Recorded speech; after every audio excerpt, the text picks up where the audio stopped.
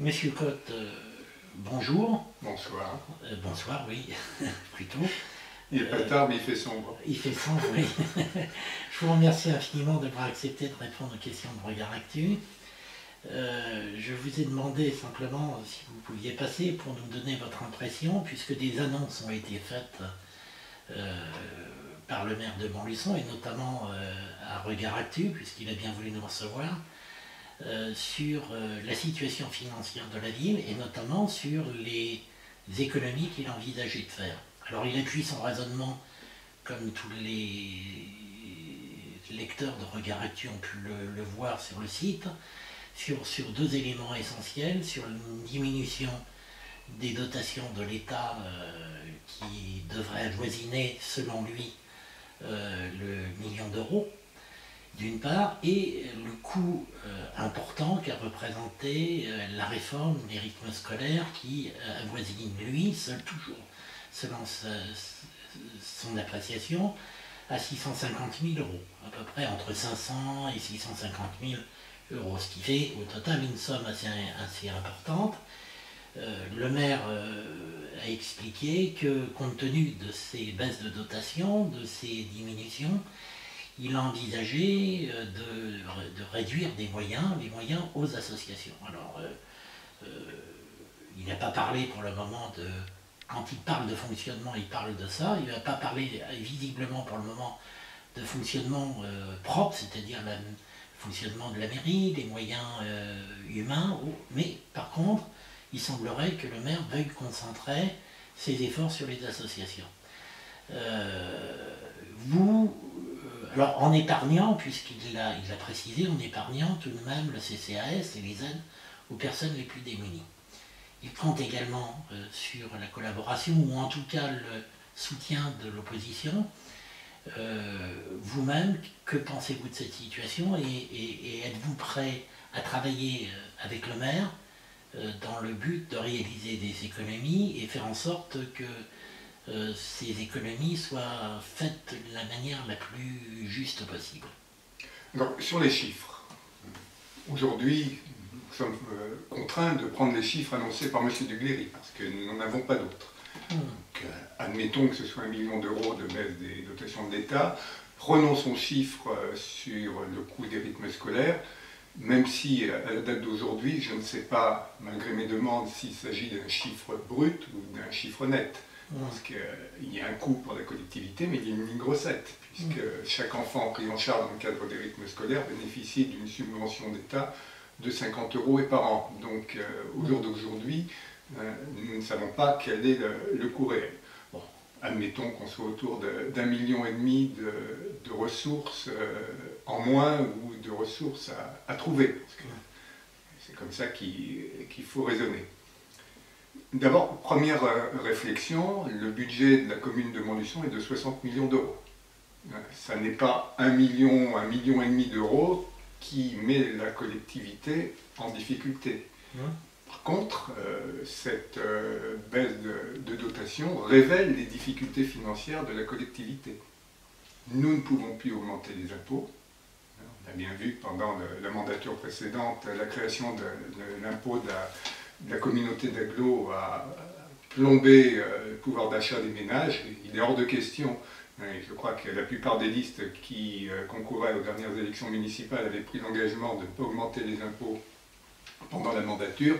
Il faut conserver ce principe parce que les Montluçonnais ont trinqué pendant le mandat précédent. On a un autre levier, on pourrait avoir un autre levier, c'est la dette. On connaît le poids de la dette à Montluçon, il est hors de question d'augmenter le poids de la dette qui pèse sur nos concitoyens. Nous sommes au-dessus de la moyenne nationale, nous sommes couverts d'emprunts que l'on dit structurés, c'est-à-dire indexés sur des monnaies étrangères, donc des emprunts à risque qui nous coûtent 110 000 € de plus cette année. Bref, c'est une charge lourde, il ne faut pas augmenter le poids de la dette. Donc, force est de constater, là, nous partageons le même raisonnement que le maire de Montluçon, qu'il faut faire des économies. Il faut faire des économies, c'est ce que nous aurions fait si nous avions été élus, puisqu'il faut se dégager des marges de manœuvre pour mettre en place une politique. Et c'est là que tout le débat commence. Parce que s'il s'agit de mettre en place, comme l'a annoncé M. Ducléry, une baisse standardisée, même si nous apprenons maintenant qu'il sanctuarise tout ce qui est social, c'est une bonne chose et ça n'était pas le cas au début. Hein, on a appris la semaine dernière en réunion de commission qu'il avait prévu une baisse systématique de 10% pour chacune des associations soutenues par la ville de Montluçon. Là-dessus, nous ne sommes pas d'accord. Notre démarche est complètement différente. Hein. Certes, il faut faire des économies, mais d'abord, il faut définir des priorités. Hein. Et les priorités, bon, pour nous, c'est le développement économique, c'est la jeunesse, c'est le social, bien entendu, c'est l'attractivité de la ville, tout ça est lié, hein, bien entendu. On ne peut pas le saucissonner artificiellement. C'est l'urbanisme, je pense en particulier au quartier de Pierre-de-Roux, qu'il faut complètement redessiner, restructurer, revitaliser. Je pense à Bienassi, où il faut déconstruire un certain nombre d'immeubles qui sont à moitié vides, hein, pour diminuer le poids des charges pour les locataires de Montluçon Habitat. Donc des grands chantiers sont nécessaires. Donc il est hors de question d'arrêter d'investir à Montluçon, de geler les investissements comme M. Ducléry l'a annoncé dans un premier temps à la montagne.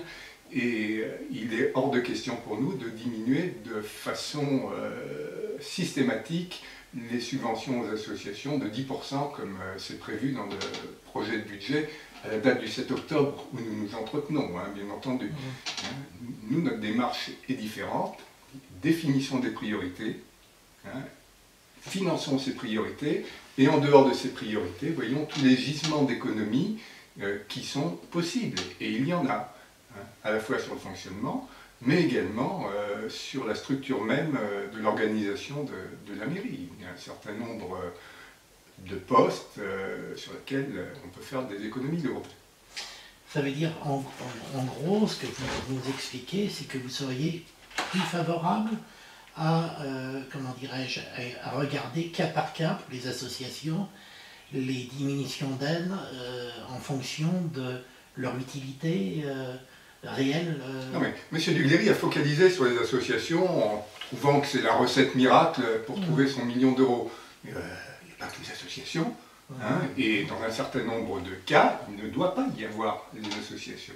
Hein, elles créent du lien social, elles concourent à la dynamique montluçonnaise, permettent pour un certain nombre d'entre elles d'améliorer la qualité de vie de nos concitoyens, donc il ne faut pas y toucher. Et il y a d'autres.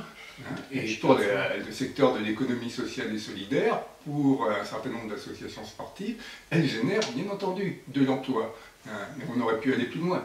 On avait été désignés par les électeurs, nous aurions créé un certain nombre d'emplois d'avenir mis à disposition des associations pour qu'elles créent de l'activité, emploient des jeunes, et puis avec cette activité créée, pouvoir financer ces emplois en autonomie au bout d'un certain nombre d'années.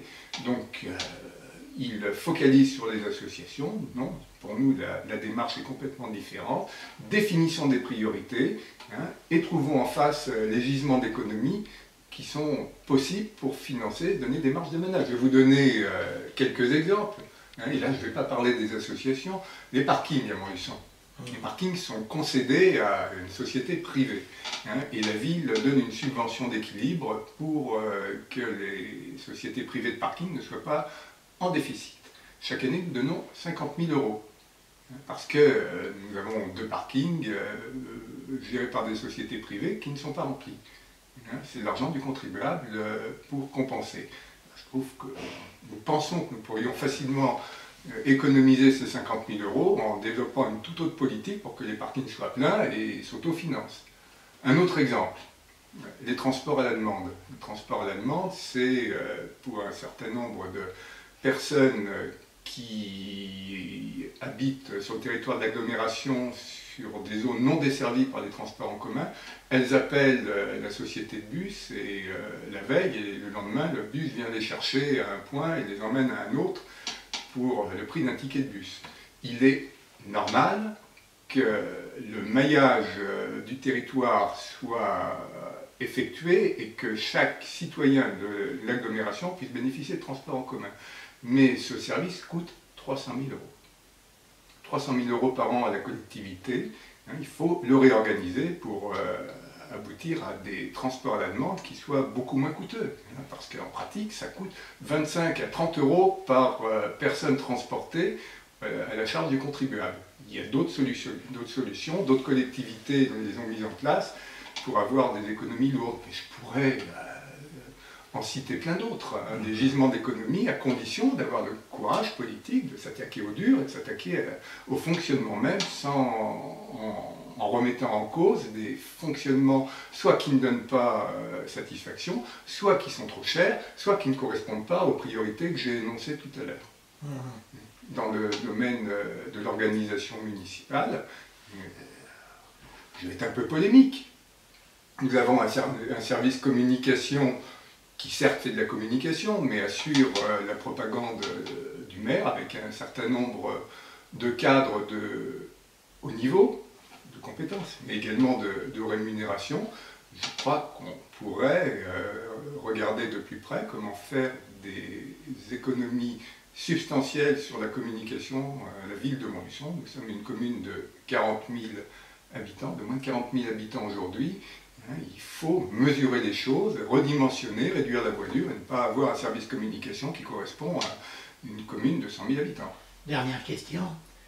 Vous allez mettre toutes ces propositions que vous avez énoncées, et je suppose que vous en avez d'autres, dans la balance en condition pour travailler avec le maire sur ces économies. Est-ce que vous en avez déjà parlé ou...